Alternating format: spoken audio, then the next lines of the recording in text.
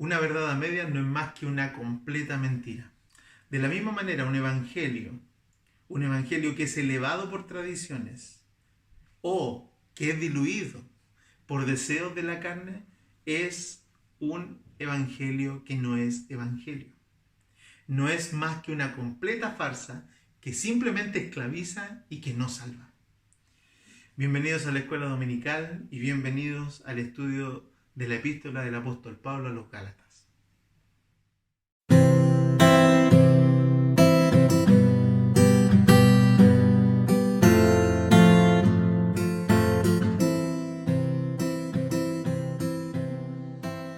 Merrill C. Tenney, un erudito que participó en el equipo de traducción de la Biblia en inglés de New American Standard Bible, escribió acerca de la epístola de los Gálatas lo siguiente, y cito: el cristianismo no habría sido más que una secta judía más y el mundo occidental un completo pagano si de no haber sido por la epístola a los Gálatas. Cierre de la cita. Y es que la epístola de los Gálatas, hermanos amados, contiene la clase de doctrina que separó al cristianismo del judaísmo. Fue el tipo de doctrina que con la libertad, con la comprensión de la libertad cristiana en la gracia de Jesucristo, fue el inicio entonces de toda la revolución misionera del primer siglo. Más tarde esta misma epístola fue la llama de la reforma con la bandera de la salvación solo por gracia. Y hoy vuelve a ser la espada de dos filos que se desenvaina contra la esclavitud del pecado y contra el yugo del legalismo. Hoy vamos a profundizar un poco más en el contenido y en la argumentación que el apóstol Pablo comienza a hacer ante cualquier posibilidad o cualquier intento de que el evangelio de Jesucristo sea diluido o sea, digamos, amordazado por las añadiduras humanas. Hoy vamos a estudiar del capítulo 1, desde el versículo 11 al versículo 17, y dice así: mas os hago saber, hermanos, que el evangelio anunciado por mí no es según hombre, pues yo ni lo recibí ni lo aprendí de hombre alguno, sino por revelación de Jesucristo. Porque ya habéis oído acerca de mi conducta en otro tiempo en el judaísmo, que perseguía sobremanera la iglesia de Dios y la asolaba. Y en el judaísmo aventajaba a muchos de mis contemporáneos en mi nación, siendo mucho más celoso de las tradiciones de mis padres. Pero cuando agradó a Dios, que me apartó desde el vientre de mi madre y me llamó por su gracia, revelar a su Hijo en mí para que yo le predicase entre los gentiles, no consulté enseguida con carne y sangre, ni subí a Jerusalén a los que eran apóstoles antes que yo, sino que fui a Arabia y volví de nuevo a Damasco.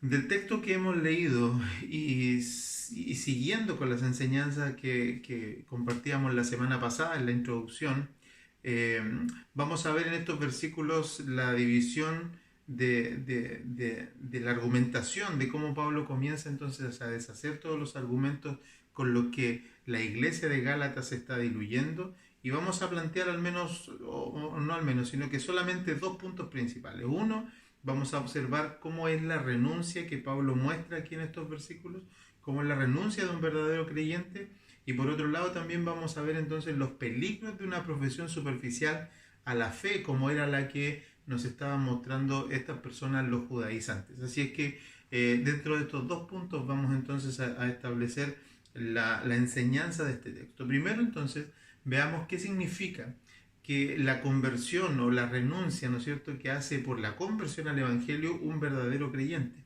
Y lo que tenemos aquí frente a nosotros en este texto, hermanos, es precisamente la explicación que Pablo está haciendo en estos versículos acerca de la pureza del Evangelio, por una parte, es decir, la manera en que él lo recibe, manera en que él recibe el Evangelio. Él dice que es un Evangelio que él recibe no de hombre, sino que es un Evangelio puro, y la forma, ¿no es cierto?, en que él lo recibe, la manera en que él recibe entonces el Evangelio. Estas dos cosas, la pureza y la forma en que él lo recibe, pudieran ser vistas como una especie de defensa de Pablo de su apostolado, así como lo vimos en Corintios, así como lo vimos en otras enseñanzas, ¿no es cierto?, donde Pablo defiende su apostolado. Sin embargo, a pesar de que sí es una defensa, Además de eso, o más bien dicho, más profundamente que eso, desde el punto de vista del contexto de esta carta, este pasaje pudiera ser más un punto de referencia, un punto de contraste para mostrarle a los Gálatas que el Evangelio, la conversión al Evangelio, implica renunciar a cualquier creencia, a cualquier hábito o a cualquier estilo de vida que intente elevar o que intente acomodar la fe en la gracia de Jesucristo. Y esto sin importar el costo que esto tenga, sin importar cuánto sea el costo de renuncia que esto tenga, el cristiano que se convierte al Evangelio, la persona que es atraída por la gracia de Dios y se convierte, debe entender que su renuncia a cualquier elemento que uno traiga desde las vidas anteriores debe ser puesta a los pies de Cristo y por lo tanto renunciar. Y Pablo dice que él va a hacer esto y además va a estar no dispuesto solo a hacerlo, sino que también a defenderlo con su vida, a defenderlo con vehemencia, a defenderlo con toda severidad.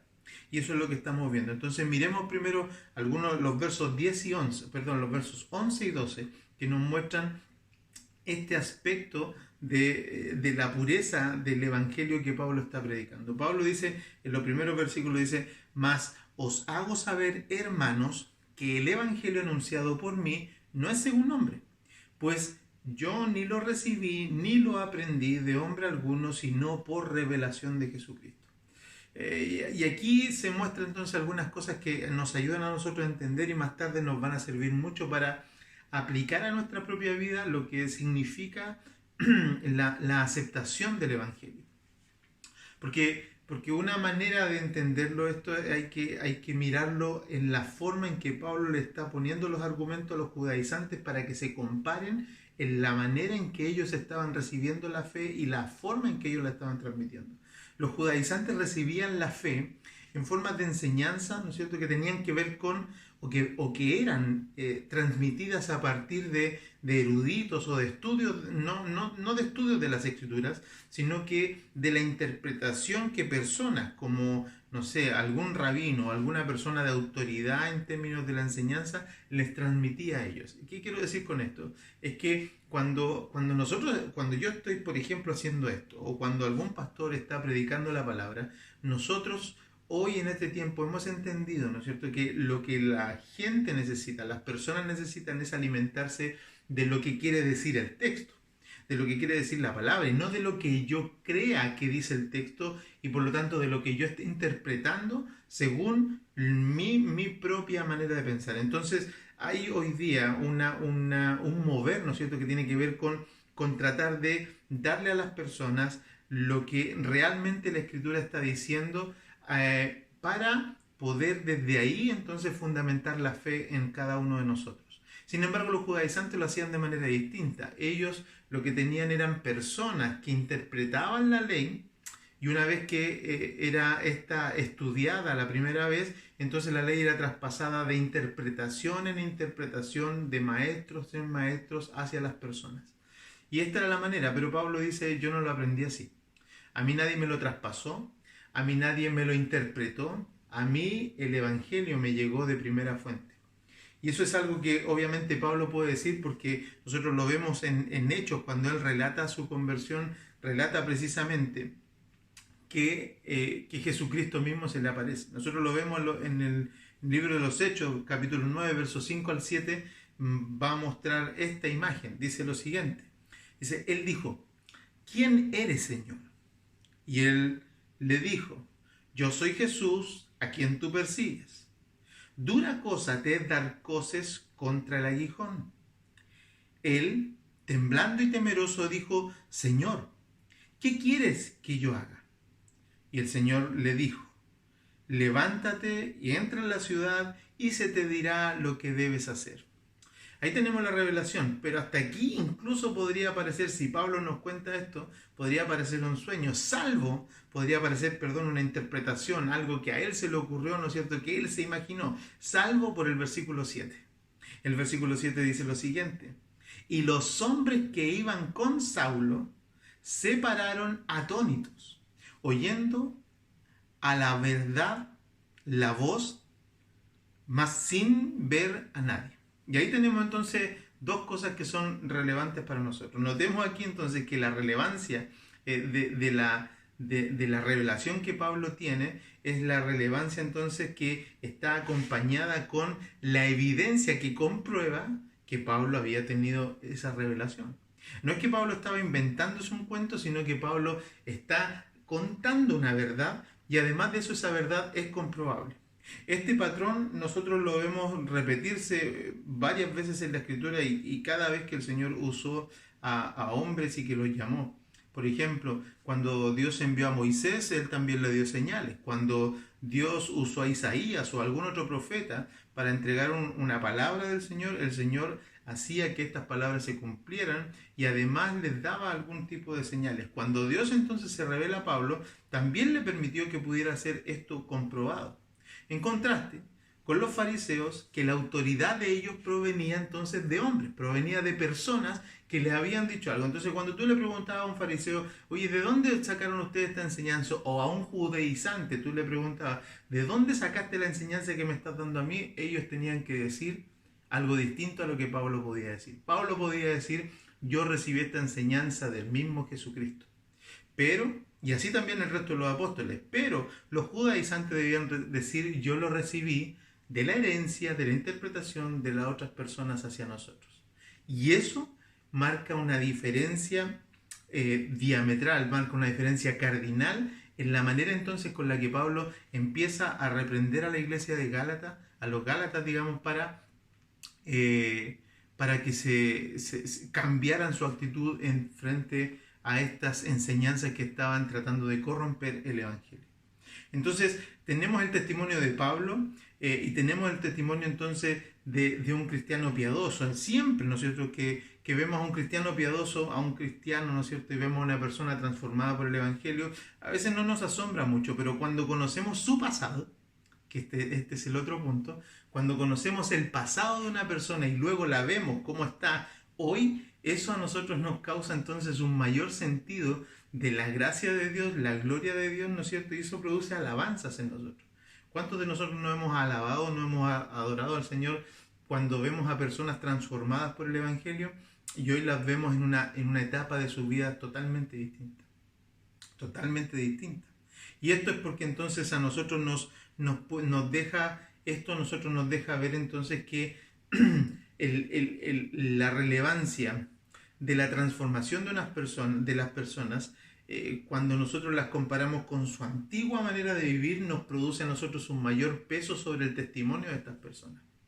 Y eso es lo que Pablo es lo que hace enseguida en su argumentación. Primero establece la pureza del Evangelio, pero ahora lo que va a establecer es que la razón por la cual estos hombres de las iglesias de Galacia tienen que entender y aceptar la doctrina de Pablo es porque ellos van a poder comparar su historia pasada, la van a poder mirar ahora y ellos van a poder decir, si Pablo lo hizo, nosotros también. Y así es como vienen los versículos 13 y 14, dice, porque ya habéis oído acerca de mi conducta en otro tiempo en el judaísmo, y que perseguía sobremanera a la iglesia de Dios y la asolaba. Y en el judaísmo, Pablo dice, versículo 14, aventajaba a muchos de mis contemporáneos en mi nación, siendo mucho más celoso de las tradiciones de mis padres. Este es Saulo. Este es Pablo. Este es Saulo de Tarso, este es el perseguidor implacable de la iglesia, este es el judío ejemplar y aventajado. Mire cómo lo dice, lo muestra y lo relatan también otros pasajes de la Escritura. Instruido a los pies de Gamaliel, Hechos 22:3. Perseguidor de los hombres y mujeres hasta la muerte, Hechos 22:4. Y Hechos 8:3. Los castigaba en las sinagogas y los obligaba a blasfemar, Hechos 26:9 al 11. Este es el hombre, este es Pablo, el que ahora está defendiendo el Evangelio con vehemencia y con determinación. Este es Pablo el que está diciéndole a las personas cómo ustedes se pudieron desviar habiendo conocido el Evangelio. Este es Pablo que ahora deja el mismo ver a las personas que el testimonio de él es lo que avala la firmeza con la que está defendiendo el Evangelio. Pero mira, deja que el mismo Pablo entonces nos resuma entonces su pasado y su nueva perspectiva en Cristo. Solo en un versículo, en dos versículos, Pablo hace esto de manera magistral. Filipenses 3, 5, 7 dice así: circuncidado al octavo día, del linaje de Israel, de la tribu de Benjamín, hebreo de hebreos, en cuanto a la ley fariseo, en cuanto a celo perseguidor de la iglesia, en cuanto a la justicia que es en la ley, irreprensible. Ahí está el pasado de Pablo. Ese es el tipo de hombre del cual estamos hablando. Ese es el tipo de hombre que se convierte al Evangelio y ahora dice esto en el versículo 7 de este mismo capítulo 3 de Filipenses. Pero cuantas cosas eran para mi ganancia, las he estimado como pérdida por amor de Cristo. ¿Puedes ver ahora entonces con claridad la diferencia que Pablo está haciendo en este texto? Puedes ver entonces ahora con claridad que Pablo lo que está diciendo es: yo, que era así, circuncidado al octavo día, del linaje de Israel, de la tribu de Benjamín, hebreo de hebreos, en cuanto a la ley fariseo, en cuanto a celo perseguidor de la iglesia, en cuanto a la justicia que es en la ley, irreprensible. Todo esto, cuando me convertí, lo tuve por basura. Y eso es una bomba a los judaizantes. Eso es precisamente dinamita a los pies o a los cimientos de los judaizantes. Porque si este hombre logró convertirse al Evangelio por la gracia de Dios y dejar todo eso y refrenarse de hacer todo eso, de traer eso al Evangelio, entonces los judaizantes también debían repelerse de ese sentido de vida, de esa forma de vida. ¿Puedes ver ahora con claridad lo que Pablo nos está tratando de decir? En una generación donde la tolerancia y la aceptación reinan, donde hoy día la diferencia, cuando tenemos que aceptar a todo el mundo con sus costumbres, con sus formas, con sus modos de hacer las cosas, cuando tenemos que aceptar a todos en la iglesia y dejarlos porque ellos traen una historia pasada que les cuesta dejar, entonces hay que aceptarlos como son porque son hermanos en Cristo. Hoy día que tenemos una generación en donde vemos entonces que la tolerancia y la aceptación están por sobre incluso las creencias en la palabra del Señor. Tenemos entonces en Gálatas una exhortación que nos hace un llamado a nosotros a tener que estar dispuestos, hermanos, a que todo lo que intente debilitar o todo lo que intente complementar el Evangelio debe ser diametralmente desestimado por nosotros. Al punto de si es necesario, tener que separarnos de estas personas. Gálatas es para nosotros los que nos dividimos por asuntos en los que Pablo cedería, por cuestiones como por ejemplo la comida, qué sé yo, o algunas costumbres, el mismo Jesús, de lavarse las manos, de rituales como esos. Pablo en esas cuestiones no se enredaría, y nosotros nos enredamos a veces en cuestiones triviales en las que Pablo cedería, pero convivimos con otras en las que Pablo se separaría de inmediato, se separaría. Así que debemos aprender la diferencia. Nosotros con lo que probablemente la mayor enseñanza que vamos a encontrar en Gálatas es que vamos a poder entonces aprender la diferencia entonces de las cuestiones que son accesorias y las cuestiones que son cardinales. De las cuestiones que en verdad nosotros sí debiéramos enojarnos acerca de la manera en que diluimos el Evangelio o complementamos el Evangelio. Y esta es la enseñanza que Pablo nos está dando. Nos peleamos nosotros por cuestiones escatológicas, amilenialismo, postmilenialismo, premilenialismo.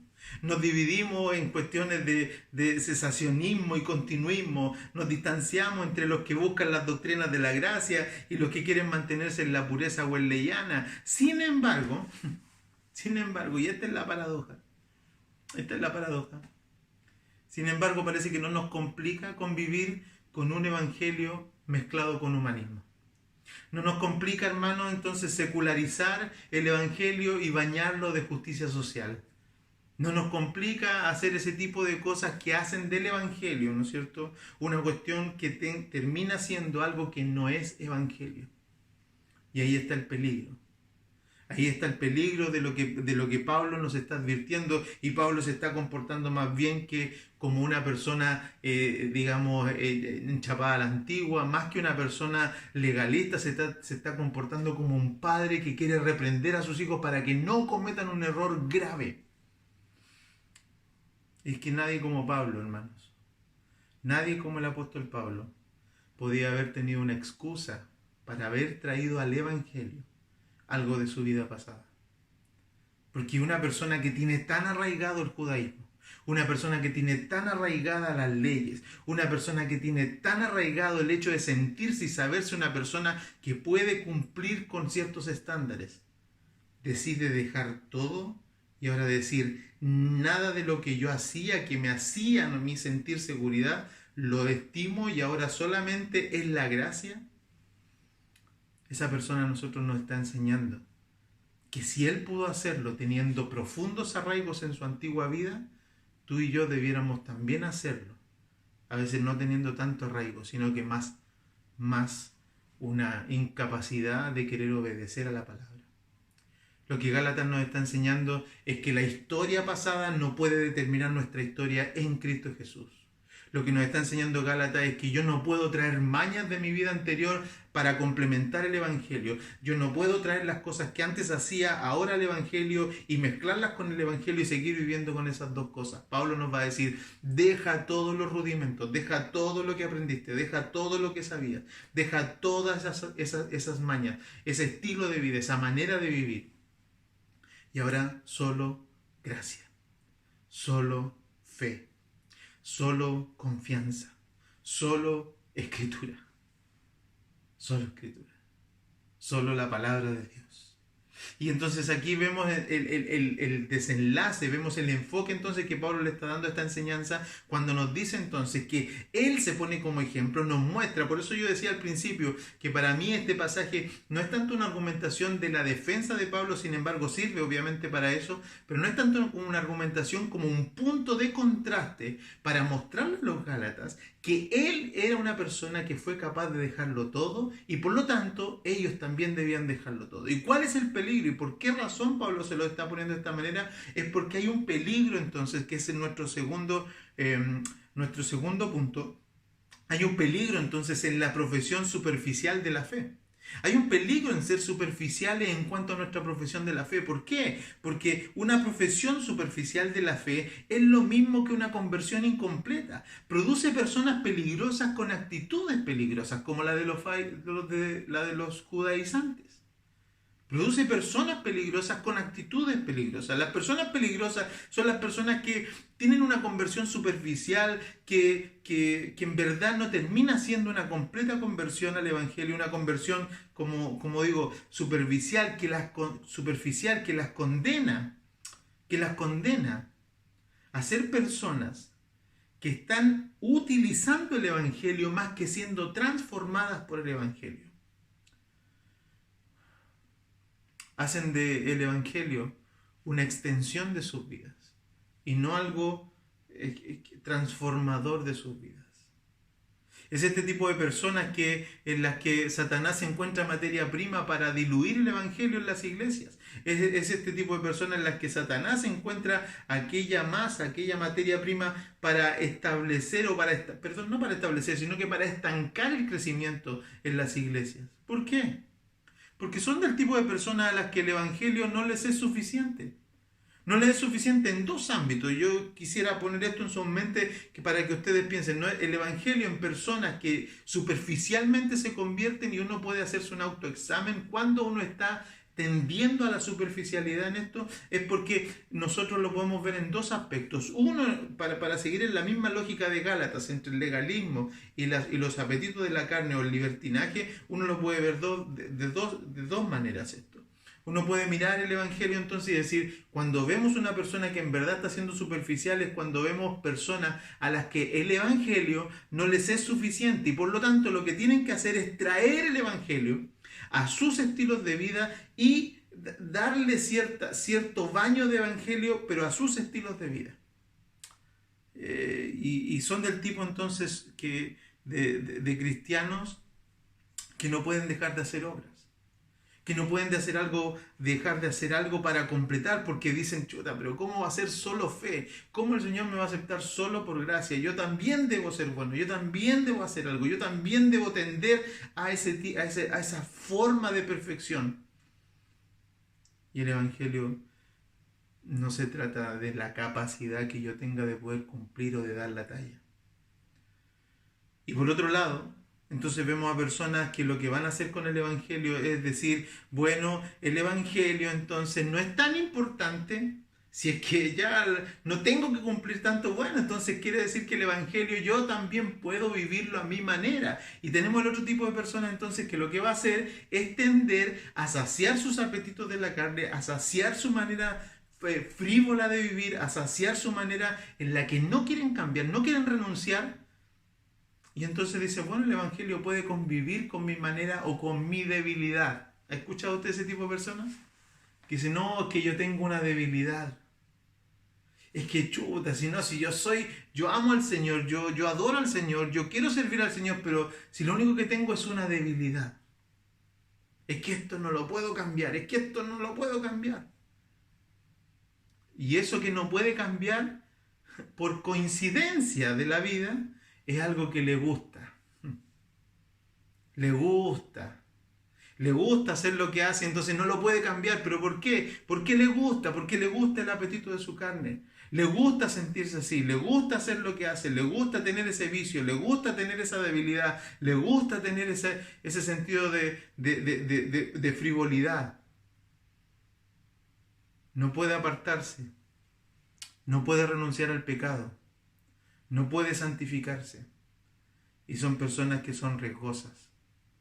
Son riesgosas porque están entre nosotros y como dice la Escritura, en algún momento van a salir de nosotros para dar cuenta y para darnos testimonio entonces de que nunca estuvieron ni fueron de nosotros.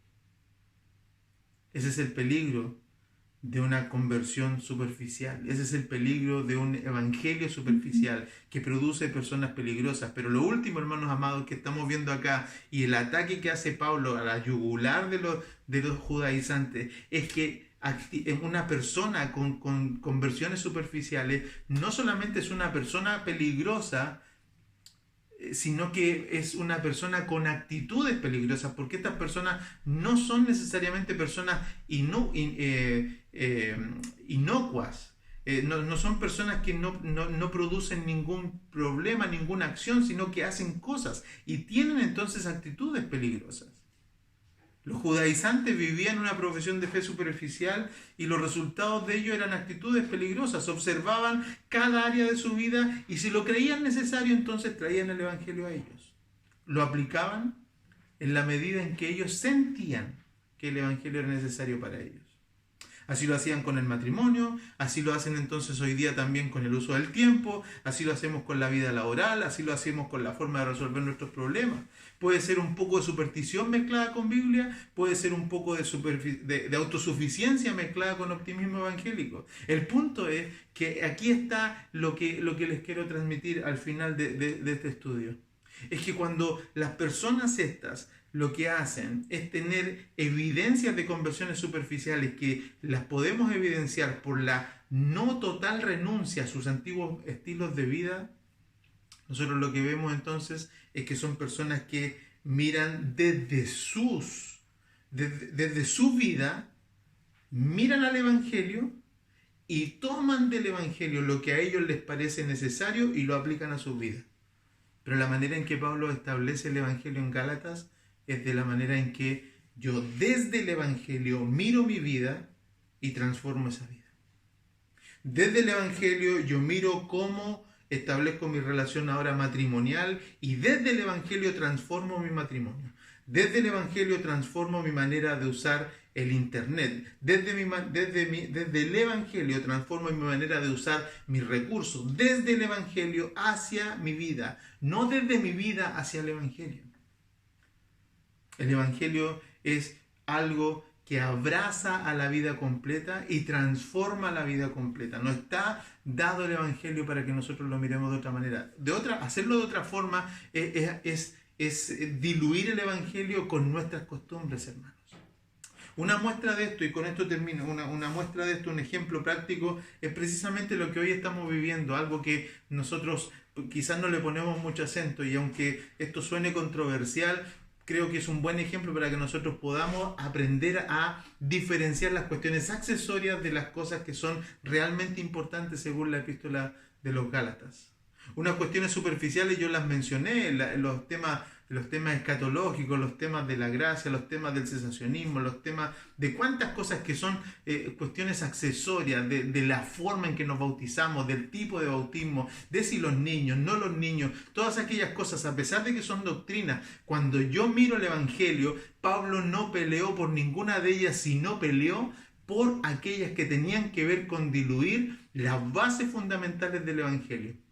Y Pablo establece una cuestión que a nosotros hoy día nos permite observar una tendencia evangélica que se está produciendo en nuestro país y que tiene que ver con este aspecto de unir el Evangelio con los aspectos sociales. Y es verdad que los aspectos sociales para nosotros son importantes. Es verdad que el Señor dijo que misericordia quería. Es verdad que tenemos que velar por los pobres. Pero olvidan estas personas, estos judaizantes, no sé si judaizantes modernos, pero estas personas que están corrompiendo el Evangelio de Dios, olvidan estas personas que una ley espiritual o una doctrina no puede contraponerse con otra. Y cuando nosotros pensamos entonces en la justicia social, en ayudar a los pobres, y con esa doctrina, ¿cierto?, de ayuda, de misericordia, de gracia, de perdón, de amor, de entrega y de sacrificio, lo que hacemos es poner en riesgo otra doctrina, como por ejemplo, amar a Dios por sobre todas las cosas, es que entonces no estamos entendiendo el orden de prioridades en la ley de Dios. Una ley básica de hermenéutica dice esto mismo, que una doctrina no puede contraponerse con otra. Cuando yo interpreto una doctrina, el resultado de eso no puede ser la contraposición de esa doctrina con otra. Y cuando personas están hablando de un evangelio social, de un evangelio hoy día se habla hasta incluso de evangélicos constituyentes y evangélicos no constituyentes. ¿Están a favor o están en contra? Y los que están a favor están diciendo a favor de la desigualdad, de evitar la desigualdad, de luchar por los hermanos que necesitan, de luchar contra un sistema, ¿no es cierto?, que nos oprime. Pero en eso no se dan cuenta que están poniendo en riesgo una cuestión que es más vital todavía y que es el amor a Dios por sobre todas las cosas. Ese es el problema que yo veo con ese tipo de evangelio, con el evangelio social. Que no es que esté mal luchar por los pobres, no es que esté mal ser misericordioso, no es que esté mal tratar de luchar por ellos, pero si eso pone en riesgo la gloria de Dios, si eso pone en riesgo el diseño de Dios, si eso pone en riesgo el que yo debo amar a Dios por sobre todas las cosas, entonces este asunto no puede continuar así. Y estas son las cosas por las que Pablo está dispuesto a pelearse. Estas son por las cosas que Pablo está dispuesto a no negar. Si lo hacemos en una actitud, por supuesto, amorosa, porque Pablo mismo, a pesar de que en esta carta no es nada amoroso, y sí lo fue con Corintios cuando los saludó y los alabó incluso al principio, pero lo hacemos nosotros de la misma manera que Pablo en una actitud amorosa, pero con firmeza. Con firmeza. Si algo diluye el Evangelio, eso debe ser no solamente apartado, sino que también debe ser señalado. Y nosotros debemos luchar, hermanos, porque nada a nosotros nos corrompa de la pureza del Evangelio y de la manera en que lo hemos recibido. Nosotros hemos recibido un Evangelio de paz, un Evangelio de amor, hemos recibido un Evangelio donde llamamos a las personas al arrepentimiento, al perdón, al ser perdonadas por la sangre de Jesucristo. Llamamos a las personas a que no avancen en su vida cristiana sin entender el Evangelio y arrepentirse de sus pecados y encontrar la paz en la salvación que es por gracia a través de Jesucristo. ¿Confiando en qué? ¿En sus hábitos? No. ¿Confiando en qué? ¿En sus dádivas? No. ¿Confiando en qué? En la muerte y en la resurrección de Jesucristo, que por Él, por el sacrificio de Él, aceptado por Dios, en pago por nuestros pecados, en propiciación por nosotros, entonces nosotros tenemos cabida con Él como coherederos en la gloria venidera. Ese es el Evangelio. Y lo que hacemos entonces es de ahí en más establecer con cada creyente un camino de santificación, un camino de erradicar el pecado de su vida, un camino de avanzar en la gracia de Jesucristo, en el conocimiento de la verdad, en crecer en amor, en crecer en fe, en crecer en dones, en crecer en gracia. Pero de ninguna manera, tratando de mezclar eso con con contradicciones que pudieran complementar este Evangelio. Pablo nos está enseñando en esta mañana, nos está enseñando a través de estos versículos, de su testimonio, de la manera en que él recibe el Evangelio, de la manera en que este Evangelio ha sido predicado a él de manera directa por Jesucristo, nos está enseñando a nosotros que ese mismo modelo, esa misma razón por la cual nosotros debemos entonces entregarnos y apartarnos de nuestra antigua manera de vivir. Hermano, no traigas tus costumbres al Evangelio. Hermano amado, no enseñemos a las otras personas a acomodarse en su antigua manera de vivir. No existen los cristianos con una debilidad que Dios les pueda aguantar. Debemos terminar con eso, debemos terminar con esas cosas. Debemos hacer que las personas crezcan, que los cristianos avancen, que los cristianos empiecen a comprender que la gracia de Jesucristo es abundante, que el Evangelio es suficiente, que nada tiene más poder que la sangre de Jesucristo para lavar a una persona, para traerla al arrepentimiento y para santificar su vida. Hermanos, que la gracia de Dios esté con nosotros y que el Señor nos ayude en este tiempo a entender que nada puede complementar el Evangelio. El Evangelio es suficiente, es puro y es eficaz. Que el Señor nos bendiga y que bendiga esta su palabra en nuestros corazones.